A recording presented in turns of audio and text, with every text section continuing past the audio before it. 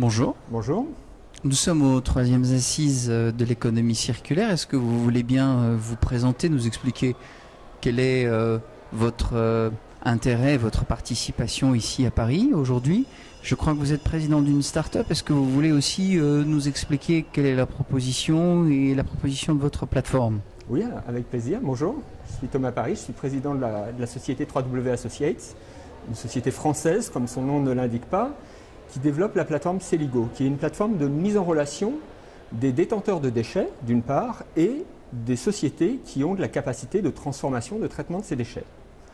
Le produit, la plateforme Celigo, sera d'abord lancée en Grande-Bretagne cet été et très prochainement en France. Et nous avons une vision pan-européenne de ce monde et de cette circularisation de l'économie des déchets en tout cas, et nous espérons bien avoir une présence significative en Europe d'ici 3-4 ans.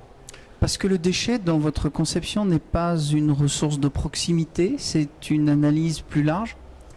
C'est une ressource... Alors, il y a aujourd'hui des différentiels en termes de capacité de traitement et de lieu de production de ces déchets au niveau des territoires. L'idéal, effectivement, c'est de trouver une solution adéquate le plus proche de votre lieu de production de déchets. Sur certains flux particuliers, critiques, toxiques, quelquefois, les meilleures unités de production peuvent se trouver à quelques centaines de kilomètres. Alors, vous voulez bien nous préciser un petit peu plus quelle est la proposition de l'offre? Alors, Celigo, ça vient du latin, ça veut dire choisir. Celigo, ça permet à une société, un centre de traitement de déchets, de transformation de déchets, déchetterie professionnelle, etc., qui a de la capacité d'accueil disponible, ponctuelle, de la capacité marginale, de la mettre en ligne. Et de dire, voilà, sur telle période de temps, à telle adresse, géolocalisable, j'ai de la capacité d'accueil pour telle catégorie de déchets à telle condition de prix. Et derrière, donc, des détenteurs de tonnage, de déchets, de produits, vont pouvoir identifier cette capacité et effectuer une réservation. Eh bien, ça m'intéresse.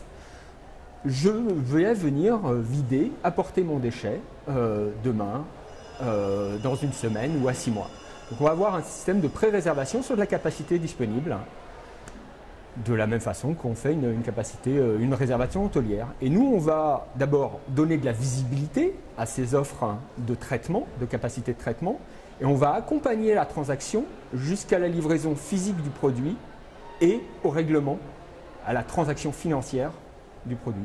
Donc on va apporter un certain nombre d'éléments sécurisants sur l'environnement, la plateforme dans laquelle ça se situe. Pour s'enregistrer sur cette plateforme, il va falloir aller apporter un certain nombre d'éléments prouvant que vous êtes effectivement une société qui avait le droit de transporter ou de produire ou de traiter ces déchets. Et puis, on va sécuriser la transaction financière avec des systèmes de réservation bancaire classiques. Donc c'est une place de marché qui intègre le conditionnement et la logistique et la sécurisation en fait de la livraison du déchet, c'est ça? C'est une place d'intermédiation. On ne s'occupe pas physiquement du transport des déchets, ni du conditionnement. C'est au détenteur de déchets, qui peut être un producteur ou un transporteur-collecteur, de s'occuper de la chaîne logistique. Nous, on fait de l'intermédiation, on fait de la mise en relation dans un environnement sécurisé. On va suivre la transaction physique et on va permettre la transaction financière. Parfait. L'Angleterre, le Royaume-Uni, pourquoi précisément démarrer là-bas? Qu'est-ce qui vous a intéressé? Comment avez-vous analysé le marché? C'était quoi l'angle? L'angle, c'est de l'opportunité commerciale, c'est de l'accès à la donnée et c'est de la facilité réglementaire. Alors en France, par exemple, pour faire passer une frontière départementale à un déchet, on a un certain nombre de challenges selon la quantité transportée, la catégorie de déchets. Vous êtes diplomate en disant challenge. C'est un challenge, c'est quelque chose qu'on va réussir à résoudre et on va faire une démonstration d'efficacité avec Celigo et d'autres plateformes et on va peut-être pouvoir bénéficier d'un certain nombre d'une certaine flexibilité. En Grande-Bretagne, on n'a pas ce premier challenge. L'accès à la donnée ensuite, qui nous permet de vérifier en temps réel qu'une société qui dit avoir un droit de transport de déchets, une Waste Carrier License, on va pouvoir vérifier en temps réel sur le site de la Environment Agency que la Waste Carrier License, que le droit de transport de déchets de cette société est toujours valide au moment où la société fait la réservation, par exemple. En France, c'est un peu plus complexe, on a des récépissés préfectoraux qui donnent le droit de transporter du déchet, par exemple. Ce n'est pas un document standardisé, c'est un document papier qui est disponible auprès des préfectures, donc la vérification en temps réel n'est pas la même. Donc on lance d'abord en Grande-Bretagne, et puis ensuite il y avait une appétence perçue du marché pour des plateformes d'intermédiation. On a interviewé beaucoup de sociétés en France, en Grande-Bretagne, en Allemagne, et c'est l'Angleterre où on avait cette traction la plus forte qu'on a ressentie pour la mise en place d'une plateforme. Parfait. Mais on va être en France très très vite également. Alors après, si on regarde un petit peu vos analyses de prospection, en dehors de l'Europe, l'Angleterre, le Royaume-Uni, l'Allemagne, vous avez d'autres pays où vous vous dites il y a un contexte intéressant pour développer notre offre?